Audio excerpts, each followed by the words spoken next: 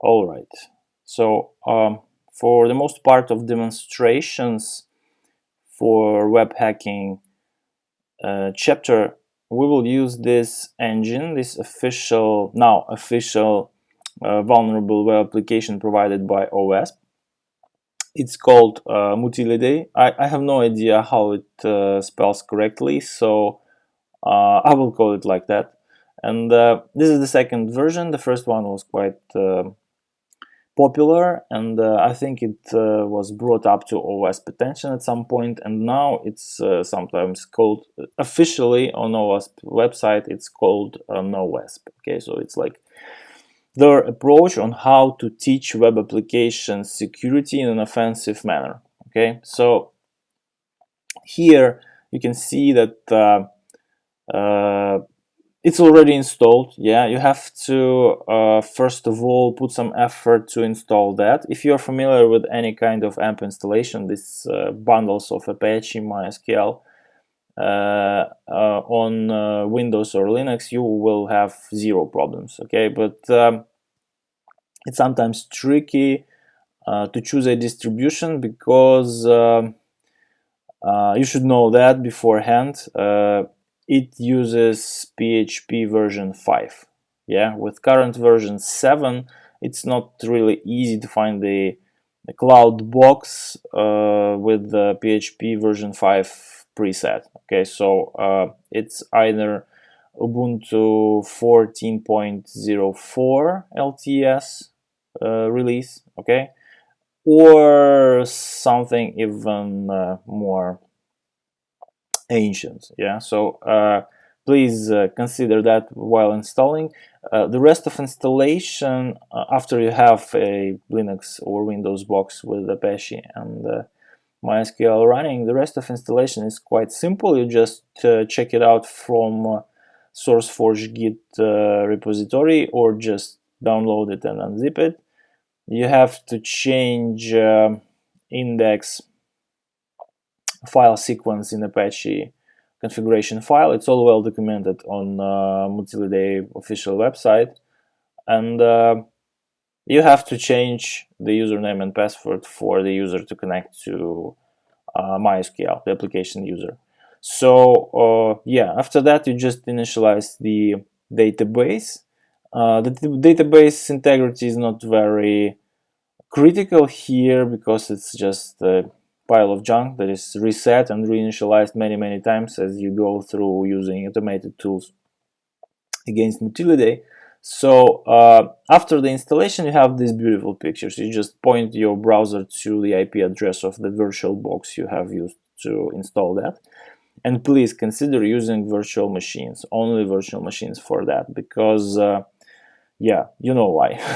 This is quite a vulnerable piece of code. It's vulnerable by intent. So in the end, good chances are that you will be able to completely break into it and get remote shell. So you don't want that piece of code running on anything that is of even mere least importance to you. Okay, so only a separate virtual machine, only an isolated network, no cloud boxes allowed. Yeah, you have been warned.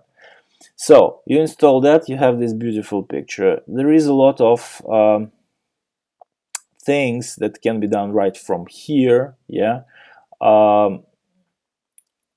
In contrast to all the hacker trainers I have put into the reference list in the lectures for this section, yeah, OWASP approach to education is quite simplistic. So you can use their knowledge from zero level of previous preparation. So everything else is more or less oriented to an experienced hacker. Okay, so for Metasploit 3, for example, there was even an online CTF. Okay, so yeah, the level of tasks in that hacker trainer in Metasploitable 3 is quite different. Yeah, it's diverse. It can be either very simplistic or for professionals already. But the thing is that there are keys in the tasks. Okay, so you can treat it as a CTF engine. You can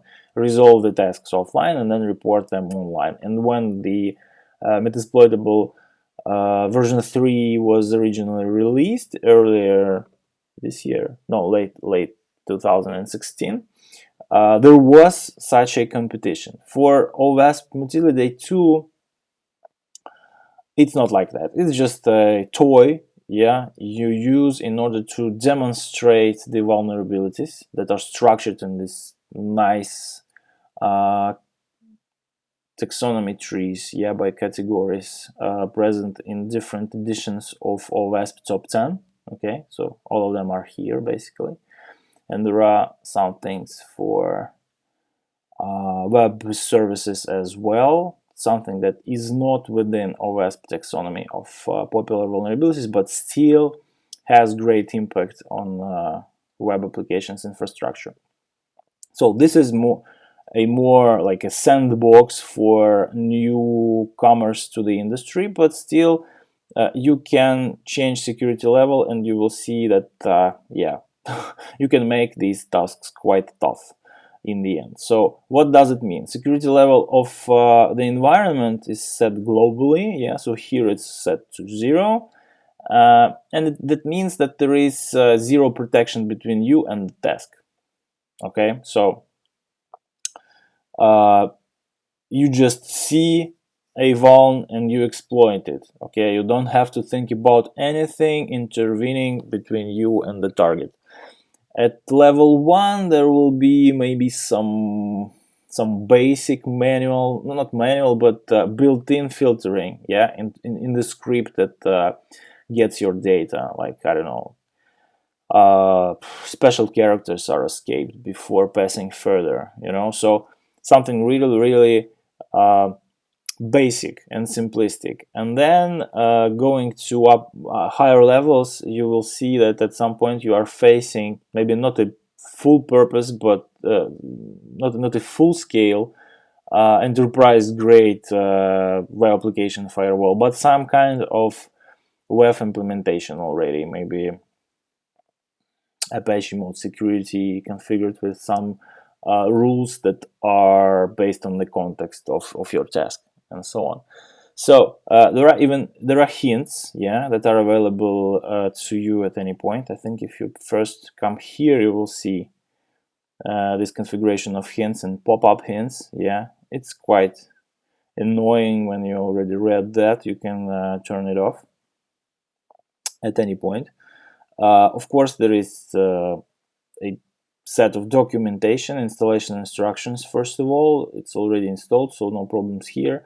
You have hints about what add-ons for browsers or what web testing applications you could use in order to start playing with Matilde and so on. So as you see, we are not logged in yet, and the first vulnerability that I will show you here, just to give you an idea of how it works in Matilde and what information feedback you get while trying to exploit something.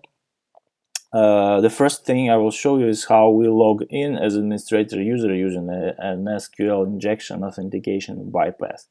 Alright, so let's go.